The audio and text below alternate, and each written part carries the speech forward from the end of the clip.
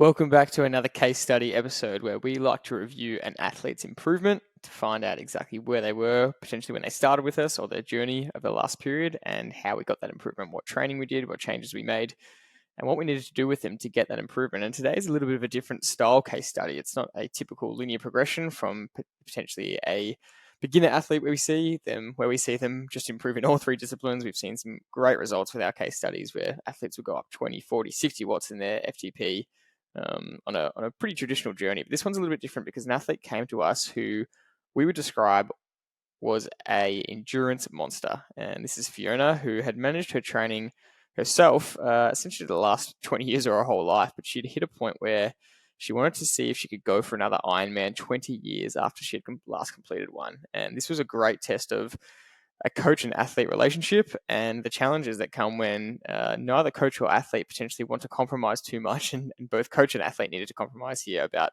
their methods and what they wanted. So this was someone who was very, very well trained, and she really came into us saying, I don't want you to tell me to train less. That's not what I want, when that's exactly what she needed. So there's a bit of a starting sticky point about how you start off a coach-athlete relationship from there. So 18 months ago, we started this journey with Fiona, and her position was she has a very busy job, as well as a son to drive around to multiple sports throughout the week and somehow fit her training in the very early hours each morning. And her goal was to see if she could get herself back to Ironman level and maybe even qualify for the World Champs. So before we get into the episode, I just want to quickly mention something from an episode a couple of weeks ago. We did an episode on Lauren, who was more of a beginner triathlete, and we just wanted to make a note that we spoke a lot about her improvement, and one of her big goals was to improve her running. She just had not seen much improvement in her running performance the entire time, and before the 70.3, we didn't get a chance to test her fresh PB, and a few days after the case study, she did a fresh 5K and smashed her PB by 5 minutes on the run. And we said, well, you could have done this before the case study, so we just thought we'd include it in this episode and just say that if you heard that case study a few weeks ago with Lauren, one of her big sticking points and her big goals is to improve her running. And yes, after a short time on the program and not improving her run for so long, to certainly improving it by 5 minutes, it was pretty hilarious for us. So, Dad, welcome to a case study. We've got a good one ahead. Do you want to describe Fiona's situation for us?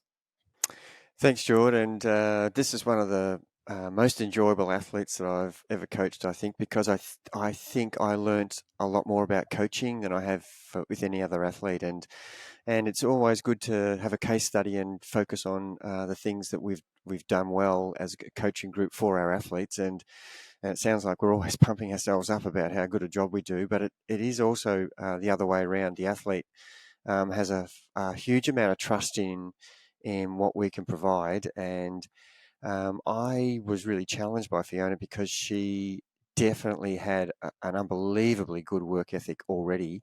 And that was never going to be the issue. It was always going to be, how can I best manage her to do actually less?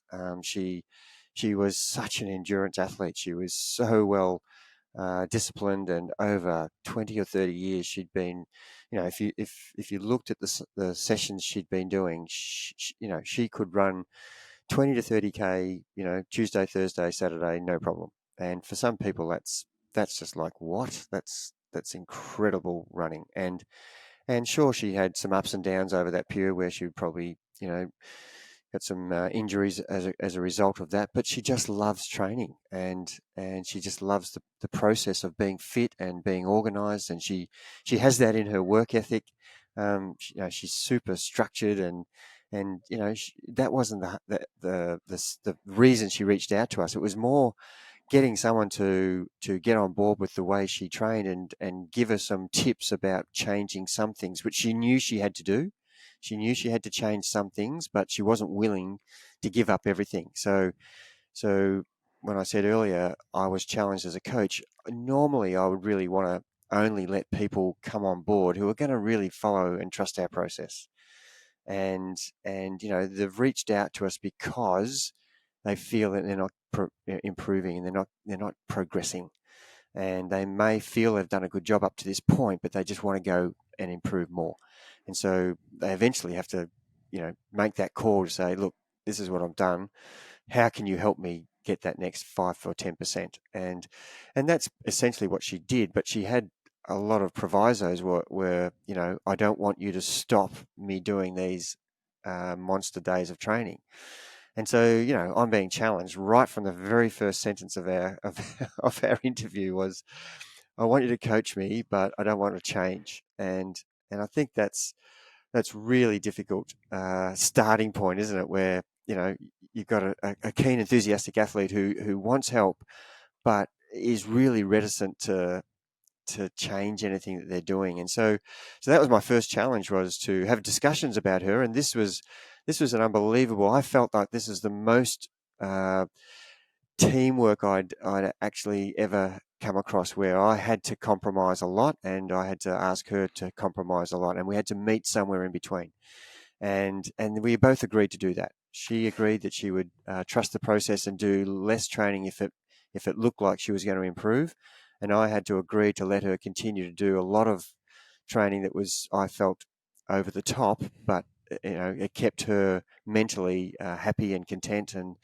And so we agreed to disagree on that and meet halfway. And we had lots of periods over the last 18 months where I would have to text her and say, you're dropping back into your old ways, you know, let's just pull it back a bit. And you know, she, to her credit, she would absolutely go, yeah, I was waiting for the text and I knew that I'd done the wrong thing. I knew I'd gone too far. And I always had to bring it back to, look, if you want to improve, doing more is not necessarily going to get you that improvement. Doing it smarter is going to get you that improvement.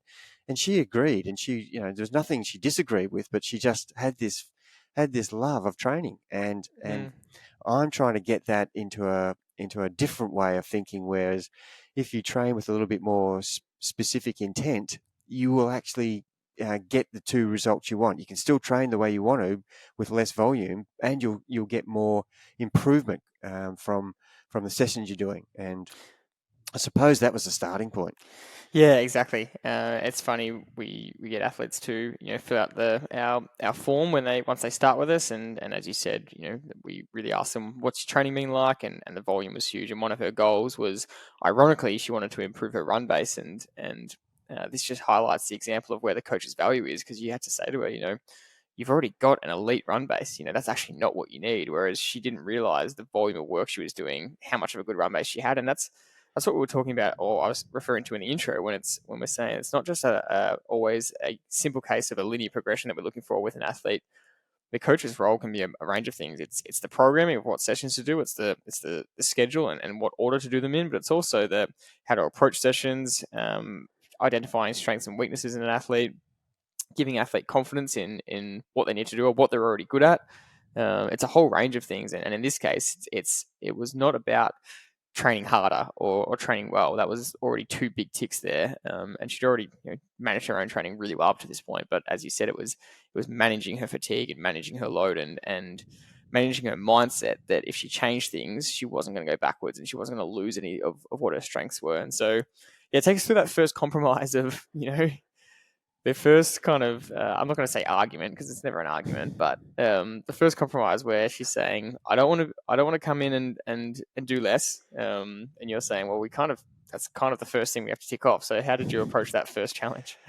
So we kind of made a deal, and I said to her, if you can do the sessions that require some more intensity, and you can tick them off and reach the targets in the sessions that I'm asking you to, then I will let you continue to do. If, for example, on a Tuesday we had a high intensity bike session that was meant to be an hour 30 with, you know, 20 or 30 minutes of specific high intensity target power numbers to reach, and you know, Fee was used to doing 2 hours on a Tuesday, and so if she could hit those targets week in, week out for the first month and still do 2 or 3 hours training, then I would be okay with that. But the minute that she couldn't achieve those targets in that high intensity session, she had to agree to drop back the duration of all of her training in those bike sessions and run sessions. So that was great. She definitely got the idea straight away, or geez, these sessions are really quite difficult and they are making me quite tired, because for the first time she'd been training specifically to power numbers and you know, when we said earlier she was an endurance monster, she would train each day to feel her RPE was really good. She had a really good understanding of, and she would just be pushing herself to a point where it was really similar training every day. So all of a sudden now we're changing it from today's an easier day and tomorrow's a harder day.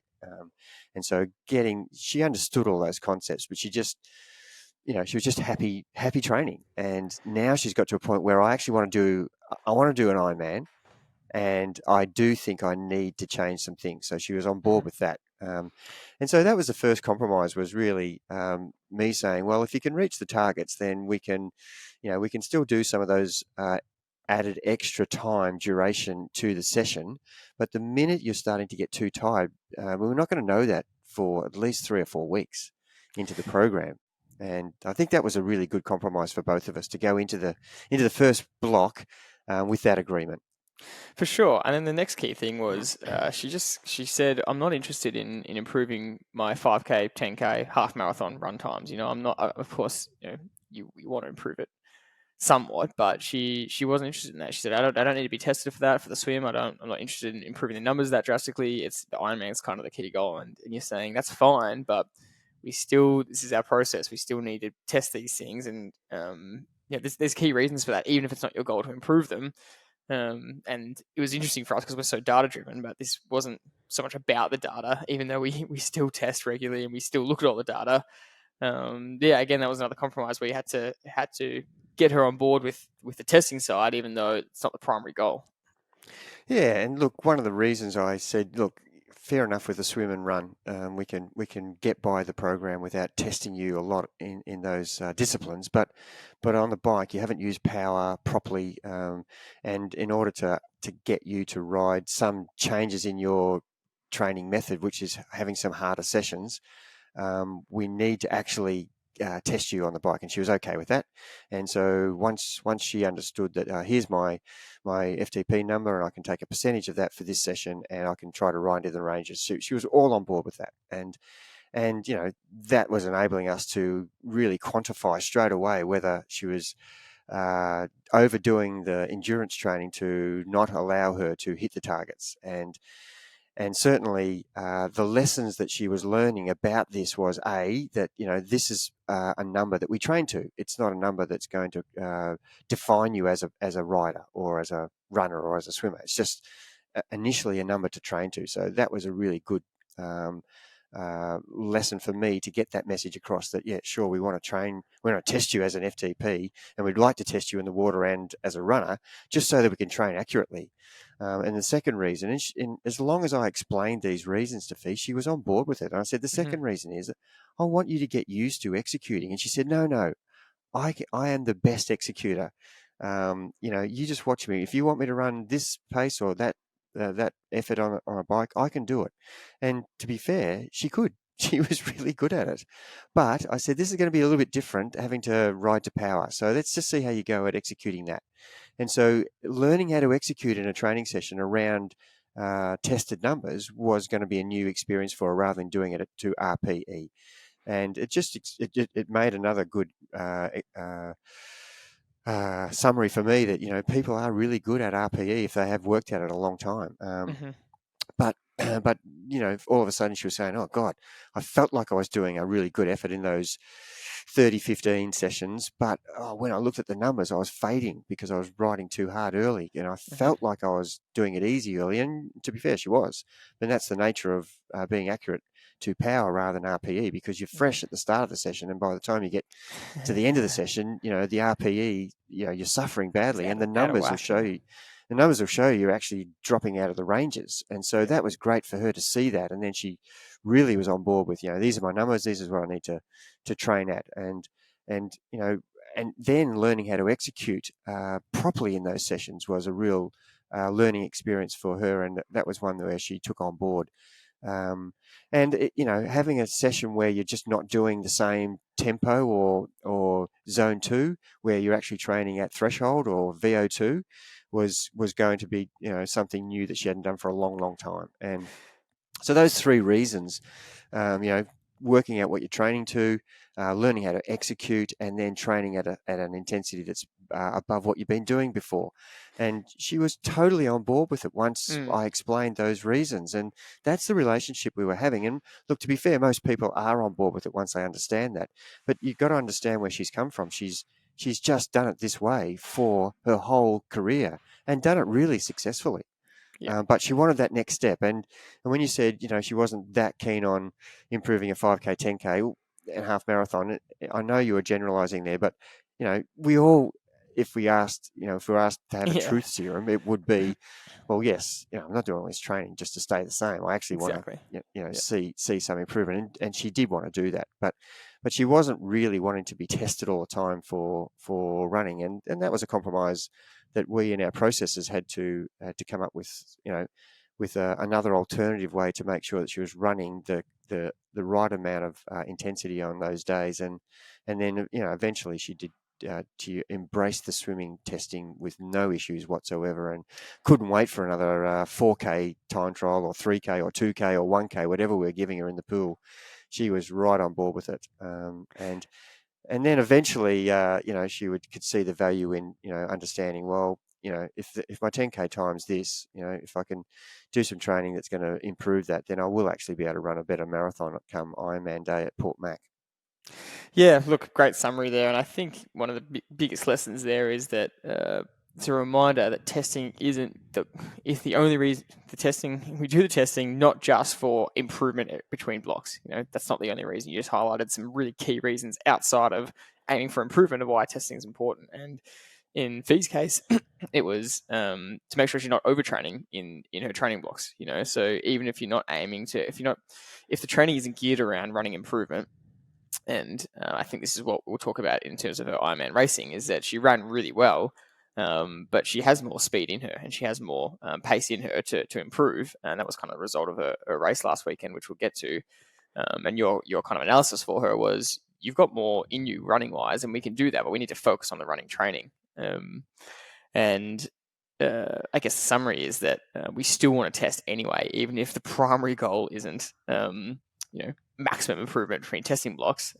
You ticked off some major goals there that, when we're actually doing the training, we need to use numbers from testing to make sure we're not overtraining, undertraining, to make sure we're actually in the right zones. Because if you're not testing, then we're just training blindly, really. So it's not just about testing between blocks to improve. It's about making sure that we're training well and training to quality and not overdoing things. I think that can't be understated.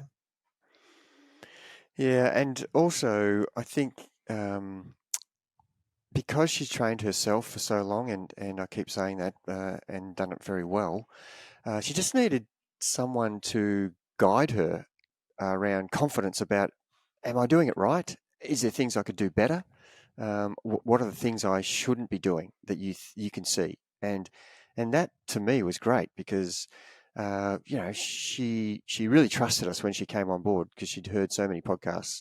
So she already had that trust. And when we got to talk about how we could improve her, she was up for whatever the advice I was giving her, and she would implement that if she understood the reasons why. And that was the fun part of coaching Fee. She was, someone who was going to be on board as long as she could understand the reasons why. And look, everybody's going to be like that, aren't they? But this is someone who done it one way for so long. And remember, change is something that human beings don't like doing.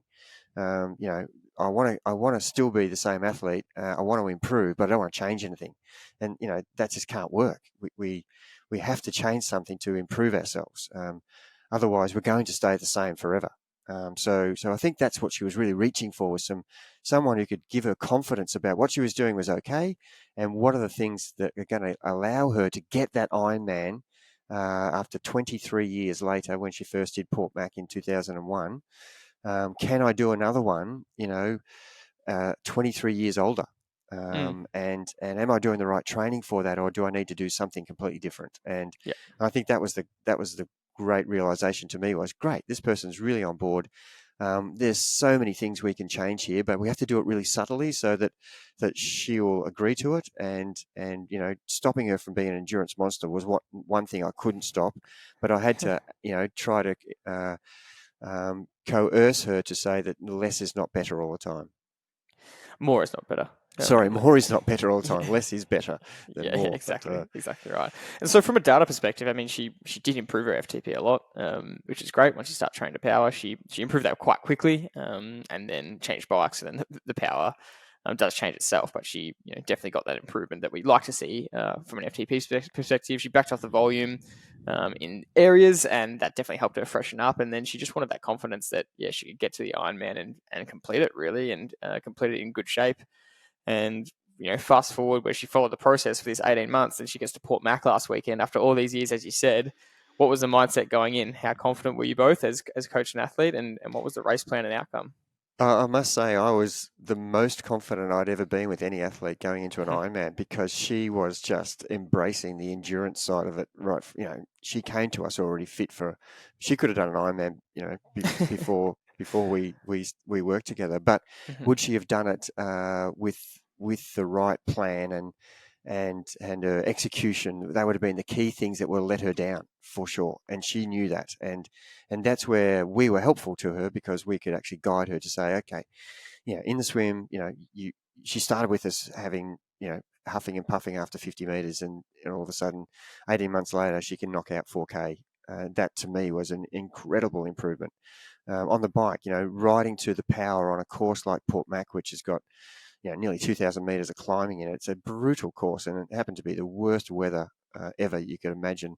On last weekend, for those who were following it, it was just horrible, raining, and it's really hilly and undulating, and a lot of dangerous corners and fast downhills and hard uphills, and trying to learn how to execute in those conditions is tough on a dry day, with such undulating courses, and getting a plan for her to stay in the ranges was going to enable her to really hit her run target the way she wanted to. And understanding how to run to a pace, and even though you feel good early, you be patient and you stay in those. And so that they were the things that we were able to give her in the race plan, and she was so analytical before the race about what pace she could do, swim, bike, and run, and were they the right paces. And so we had a really great discussion beforehand about what she thinks she can do in training, and now what she can do on race day. And we had a bit of a discussion about her running plan, and we had this discussion, I'm not joking, 8 weeks before the race, and she was adamant she wanted to run 5:20s to 5:30 pace for her marathon on Port Mac Day. And I said, well, you need to prove it to me over these training race ready sessions. Can you do it? When we're doing some 10, 14, 16, 21K runs off the bike, show me that you can do this pace. And to her credit, she backed up a lot of those big 5-hour days, 6-hour days, and got off the bike and ran around that 5:20 to 5:30 pace, which was fantastic. But we didn't, running 21K off the bike is not the same as running 42. So I'm saying, look, I think you're around more 5:30, 5:40 runner. And she was so super determined to prove me wrong. But ironically, in the race, to her credit again, understanding what race plans are really helped her make good decisions. And she realised straight away that somewhere in the 5:35 to 5:40 was going to be her range, like we talked about, even though she wanted to run 5:20 to 5:30. And she found that out very quickly, and she was hell-bent on making sure that she didn't fade, because she knew that the discussion we would have post-race would be, I told you, Fee, you couldn't do that. And anyway, I didn't have to have that discussion, because she ran one of the best even-paced runs, and that's why I was super confident in her going into this race, because she had that endurance base, which enabled her to understand that, okay, I can't run, under 5:30, but I can certainly run between 5:30 and 5:50 as her range is what I was advocating her range was. And she did it. She ran the whole way, and she was passing people. And she said that's the most enjoyment she's ever had, Jordan, about any race she's ever been in. People yelling at her, going, "Oh, far out, way to go! You're running so well." Everybody else is walking around that point, and Yep. and she's just running through the field, at steady pace. And when people are running or walking 6 to 7:30 pace, and someone's going past them at 5:30 to 5:40, you stand out a lot, because you are doing something completely different to what everybody else around you is doing. And, I think that gave her the biggest buzz was, I've executed my swim and ride. I've executed my training for 18 months, and now I'm getting to reap the reward of all the, the the compromise, the dedication, and here it is. It's coming to fruition right now, and I'm seeing the value of having a coach-athlete relationship, and that was so good to hear her say all of those things in her post-race discussion, and it gave me goosebumps hearing her, just really, almost be just so grateful that we met each other, and we had this journey together. It was a really good. I just loved the whole story, and I've just enjoyed coaching her from the start to her finishing performance on the weekend, and seeing her run down the finish line was pretty special.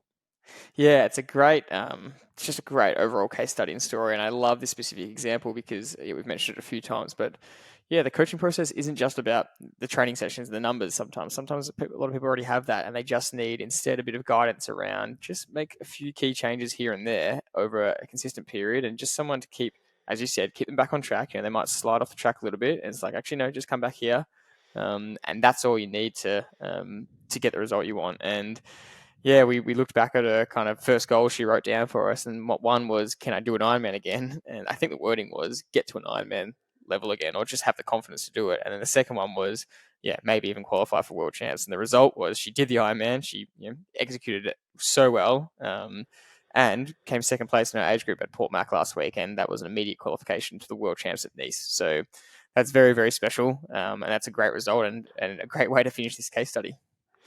Yeah, and her sending me the photo of her qualification certificate in front of the World Championships banner that they have behind all the people who qualify. It's such a great text photo to get, and it's like we talked about early on our podcast, the journey home after an event where you've been successful. You get in the car and all you want to do is yahoo and yell out and scream, and that was the feeling she had, which was you want to shout out to the world, but you're just talking to yourself. It's great. I could not be happier for her, and can't wait for our journey to continue. And hope that the listeners have got some value out of. It doesn't have to be all about data and just improvement all the time. It's a special relationship you can have with someone who's sharing a journey with you, and at the end of the day, whether you achieve a podium or whether you just improve or you just succeed in completing, these are the things that you're doing it for. And as I always say, if you love something that you do, you will eventually succeed. And she's a really good case example of, she just loves being fit and being healthy and training, and no matter whether she qualified or not for the World Championships, the fact that she completed the Ironman was something of an achievement after 23 years away from it. Yeah, that's a great way to finish if you're someone that resonates with that story. Whether you want data improvement and structured training, or whether you're someone that thinks you just need some guidance about some key things to change, then you can hit us up at triathloncoaching.com.au and apply to get coached by us. That's triathloncoaching.com.au. As always, we have our FTP guarantee, because we will test you to start with. We will not compromise on that. We'll get the testing done somehow, some way. And if you don't improve in your data, then the coaching is on us. That's our 8-week guarantee. So thanks as always for listening to another case study episode. We'll see you on the next one.